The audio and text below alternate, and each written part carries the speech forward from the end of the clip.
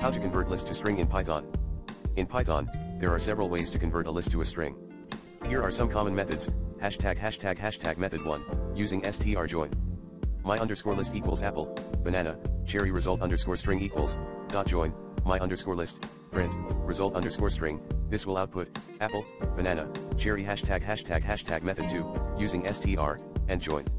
My underscore list equals apple, banana, cherry result underscore string equals str, my underscore list, print, result underscore string. This will output, apple, banana, cherry #### method 3, using map, and str.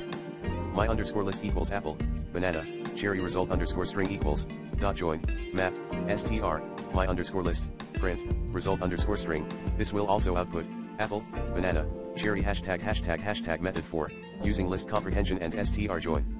My underscore list equals apple, banana, cherry result underscore string equals, dot join, str, element, for element in my underscore list, print, result underscore string. The output will be, apple, banana, cherry. Choose the method that best suits your needs and coding style. The join method is often preferred for its simplicity and efficiency when concatenating strings from a list.